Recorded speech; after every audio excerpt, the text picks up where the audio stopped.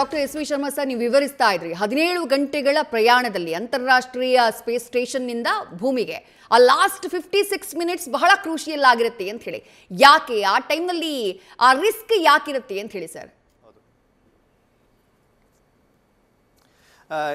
ಈಗ ಹೇಳಿದ್ರೆ ಇವಾಗ ಲೇಟೆಸ್ಟ್ ನ್ಯೂಸ್ ಪ್ರಕಾರ ನಾವು ಇಷ್ಟುವರೆಗೂ ಮಾತಾಡಿದ್ವಿ ಅಷ್ಟು 2.5 ಗಂಟೆ ಮೊದಲು ಯಾವಾಗ ಅನ್ಡಾಕ್ ಆಗಬೇಕು ಅದಕ್ಕಿಂತ 2.5 ಗಂಟೆ ಮೊದಲು ಹ್ಯಾಚೆಟ್ ಕ್ಲೋಸ್ ಆಗುತ್ತೆ, ಮತ್ತು ಆ crew module service module complete preparedness ನಡೆಯುತ್ತೆ.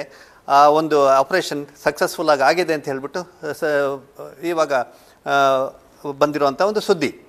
ಅಂದರೆ ಏನು ಪ್ಲ್ಯಾನ್ಡ್ ಪ್ರೋಗ್ರಾಮ್ ಇದೆ ಇವರನ್ನ ಭೂಮಿಗೆ ತರುವಂಥದ್ದು, ಅದು ಸಕ್ಸಸ್ಫುಲ್ ಆಗಿ ಇದುವರೆಗೂ ಆ್ಯಸ್ ಪರ್ ಟೈಮ್ ಲೈನ್ ನಡೀತಾ ಇದೆ ಅಂತ ನಾವು ಒಂದು ಸಂತೋಷದ ಸುದ್ದಿಯನ್ನು ನಾವು ಕೊಡ್ಬೋದು. ಇದು ಒಂದು.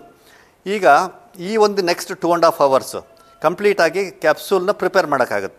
ಅದನ್ನು ಅನ್ಡಾಕ್ ಮಾಡಿ ಮತ್ತೆ ಭೂಮಿಗೆ ತರುವಂಥ ಒಂದು ಪ್ರಿಪ್ರೇಷನ್ ಅಂತ ಏನಿದೆ, ಅದು ಏನು ಹೇಳ್ತೀವಿ ಅಂತ ಹೇಳಿದ್ರೆ ಪ್ರಿಲಿಮಿನರಿ ಇನ್ವೆಸ್ಟಿಗೇಷನ್ಸ್ ಮತ್ತು ಪ್ರಿಲಿಮಿನರಿ ಇನಿಷಿಯೇಷನ್ ಅಂತ ಹೇಳ್ತೀವಿ. ಅದನ್ನ ಪ್ರಿಪೇರ್ ಮಾಡಿ ಆ ಒಂದು ಕ್ಯಾಪ್ಸೂಲ್ನ ರೆಡಿ ಮಾಡ್ತಾರೆ. ಅದಾದಮೇಲೆ ಈ 17 ಗಂಟೆಗಳ ಜರ್ನಿ ಏನಿದೆ ಅದು ಸಾಧಾರಣವಾದ ಜರ್ನಿ, 16 ಗಂಟೆಗಳು ಸಾಧಾರಣವಾದ ಜರ್ನಿ ಅಂತಂದರೆ ಅದು ಅದೇ 408 ಕಿಲೋಮೀಟರ್ ಆರ್ಬಿಟಲ್ಲೇ ಇರುತ್ತೆ. ಅದೇ 90 ನಿಮಿಷ ಒಂದು ರೆವಲ್ಯೂಷನ್, ಅರ್ತ್ಗೆ ಒಂದು ರೆವಲ್ಯೂಷನ್ 90 ನಿಮಿಷ ತಗೊಳುತ್ತೆ. 9 ರೆವಲ್ಯೂಷನ್ ಮಾಡುತ್ತೆ ಅರ್ಥನ ಈ ನಮ್ಮ ಕ್ಯಾಪ್ಸೂಲು, ಡ್ರ್ಯಾಗನ್ ಕ್ಯಾಪ್ಸೂಲು. ಲಾಸ್ಟ್ 56 ನಿಮಿಷ ಇದೆಯಲ್ಲ, ಆ ಲಾಸ್ಟ್ 56 ನಿಮಿಷದಲ್ಲಿ ಅದು ಭೂಮಿನ ಎಂಟ್ರ್ ಆಗಬೇಕು. ಅದು ಭಾಳ ಕ್ರೂಷಿಯಲ್.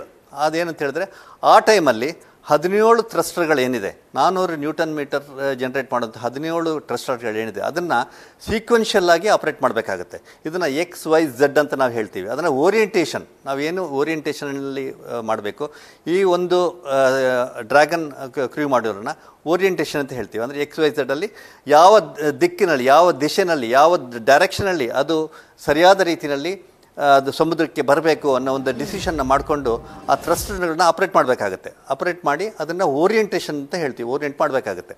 ಇದರಲ್ಲಿ ನೋಸ್ ಅಪ್ಪ ನೋಸ್ ಡೌನಾ ಅಂತ ಒಂದು ಕ್ವಶನ್ ಬರುತ್ತೆ.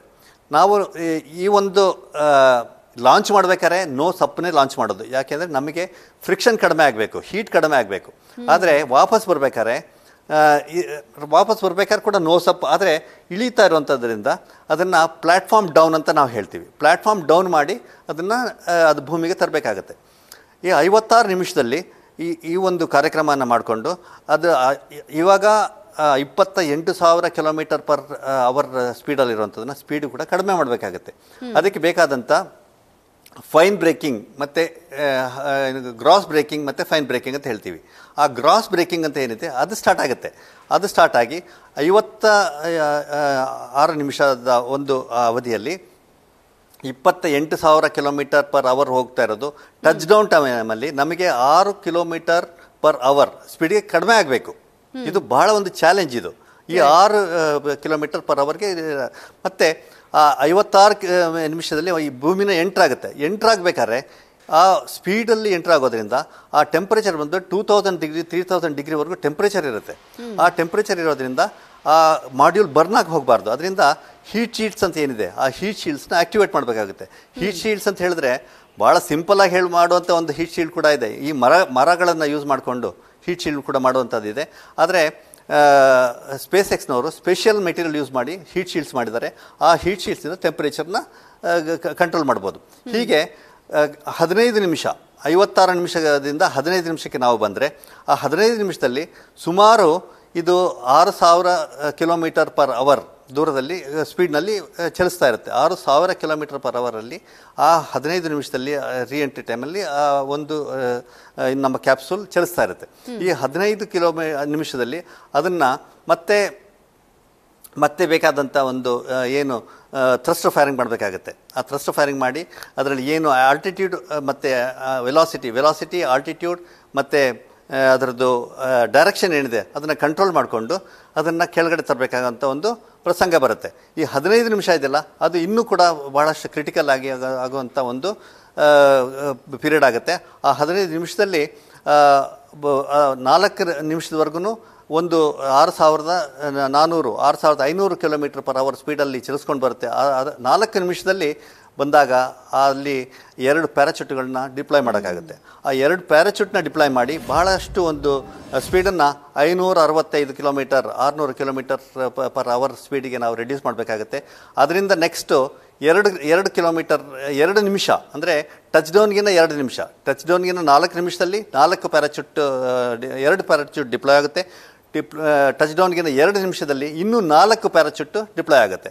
ಆ ಡಿಪ್ಲಾಯ್ ಆಗಿದ್ರಲ್ಲಿ 2 ನಿಮಿಷದಲ್ಲಿ ಏನು 565 600 ಕಿಲೋಮೀಟರ್ ಪರ್ ಅವರ್ ಸ್ಪೀಡಲ್ಲಿ ಇರುತ್ತೆ ಆ ವೆಹಿಕಲ್, ಅದನ್ನು ಸುಮಾರಿಗೆ 6 ಕಿಲೋಮೀಟರ್ ಪರ್ ಅವರ್ ಸ್ಪೀಡಿಗೆ ರೆಡ್ಯೂಸ್ ಮಾಡಿ ಅದನ್ನು ಸ್ಪ್ಲಾಶ್ ಡೌನ್ ಮಾಡಬೇಕಾಗತ್ತೆ.